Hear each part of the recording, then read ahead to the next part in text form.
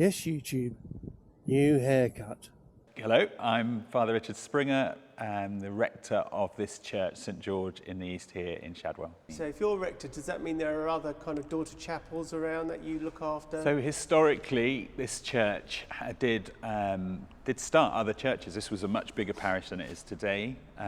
So St Peter's London Docks down in Wapping came out of this church. St Mary's Cable Street is actually officially St Mary's Cable Street with St George in the East. Also connected, and then there are other churches which are now either closed. There's a nursery over on Dock Street, which was St Paul's Church, and then there were churches that were either closed down or were bombed in the war, and Christchurch Whatley being one, which obviously no longer exists. So this church has historically been connected to other parishes, but I'm just this one for me, which is plenty enough.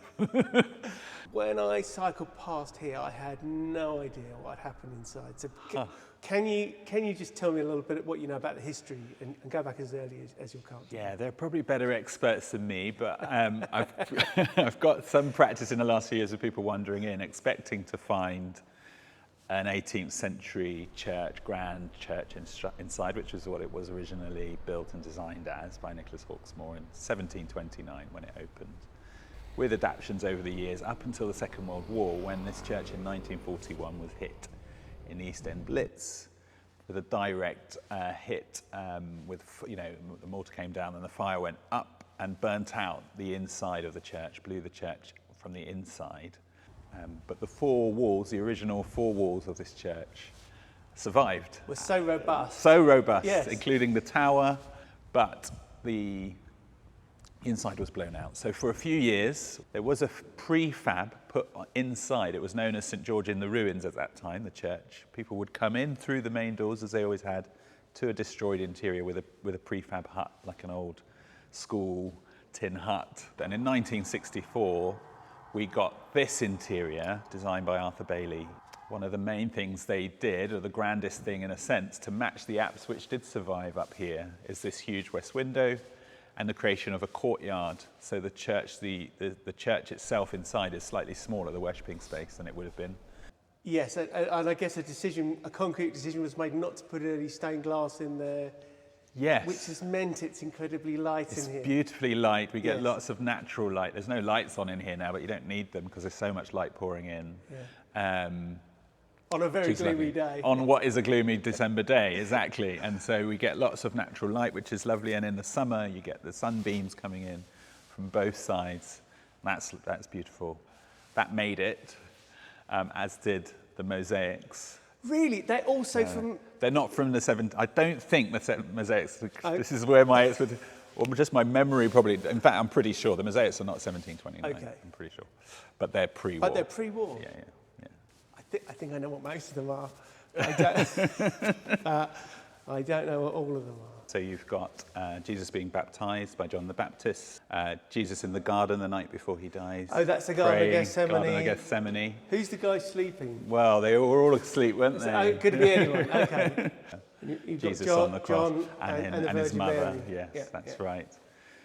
Here you have the angel on the tombstone speaking to the women in the garden, saying, "He is no longer here." The resurrection. Then this last one is Jesus in the garden with Mary after his resurrection. It's a sighting of Jesus. So is that Mary Magdalene? Yes, precisely. Okay. Yeah. This modern building, it's nowhere near as decorative. but it does remind me of the other famous war-damaged cathedral in Coventry. Yes. Is the fact it isn't as decorative, is that a fiscal or an ecumenical decision? Oh, good question. There are certainly fiscal priorities in the rebuild. They didn't have as much funding. You can imagine the amount of money that was being spent on historic buildings in London and across the country at that time. And so a humble parish church, even one with a grand building, wouldn't have had unlimited funds. So there are fiscal elements to that, I'm sure. It's interesting what you say about ecumenism or perhaps just simply church tradition. This has always been a more Catholic parish in the Anglican Church. with more Catholic traditions. But yes, it doesn't have what St Mary's Cable Street or St Peter's London Docks in terms of its decoration and its art. You know, we have the mosaics, we have the apse, and that is essentially it. So it has a feel, in some senses, you've got an icon over there. Yes, but they're not historic. The plainness, in a sense, does denote a sort of almost Methodist, not quite low church, but the Methodist isn't necessarily low church, further but down further the candle. down the candle. Yeah, exactly. And what I think is so interesting is this one actually inspires both from within and without. So the outside, the Hawksmoor. Yes. Yes. It does inspire that, but Yes. but also this simpler, Yeah. but rather profound, and particularly as you get the surprise of it. The surprise. That's the word I've been using more recently, is surprise. I imagine the exterior is listed. Yes. Is the interior listed too? And it's a funny old place with bits that are listed, but the whole church is a Grade 1 listed church. Like St Anne's Limehouse and St Paul's Deptford, links in the description, St George in the East is one of the 11 surviving churches commissioned by the 50 Churches Act. There's more coming on the 50 churches, but if you want to be sure, remember to subscribe. Oh, and like and comment and share while you're at it. So building 50 churches of this sort of scale, Yes. it's like it's not like doing the Olympics, but it's like doing the Dome Yes, in the yeah, millennium. yeah, You know, yeah, it's a yeah, sort of yeah. basically £1 billion project Yeah. in today's money. Yeah. And the organisation was farcical. I mean, it was all done by committee, and the same people didn't turn up week on week. No. So the only people who really came religiously were the architects, who couldn't believe their luck. Well, I do know. I mean, I know that Hawksmoor ran out of money. You know, he got not carried away, but his designs were, the rectory here. There's a huge rectory next door to this church. The plan was to have 4 of them, I think. Four? 4 house, not 4 rectories, but 4 homes of that people size. would work within. But of that size, it's incredible. You know, huge homes in each corner. Is it still used as a rectory? Yeah, it's still used as a rectory. The whole now. thing, or just? There's a flat in the basement, but that's it. Otherwise, it's very grand. Otherwise, living for still a central very London. yes. Otherwise, bit cold. And also that the government at the time were concerned about congregationalist churches, nonconformist churches springing up. So we know that too.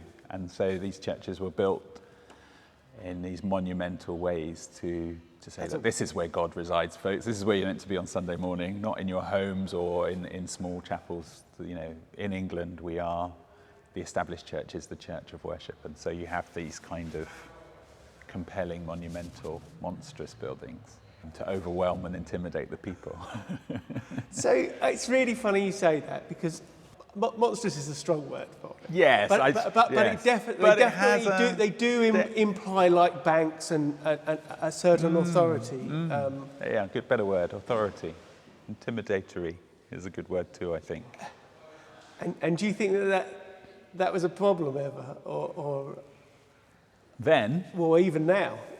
so we know for sure now that, well, I say for sure, I mean everyone is different, but anecdotally in this church that works with and has as part of its congregation people who are vulnerably housed, who've had difficult lives or difficult challenges in the here and now, or are homeless, entering a building like this is not straightforward. It's not straightforward for someone who doesn't have faith, who may be confident in other areas of their life, because of the 2 flights of stairs and the wide doors and the courtyard, and it's all... Although you have got disabled access. We do have disabled access, very importantly.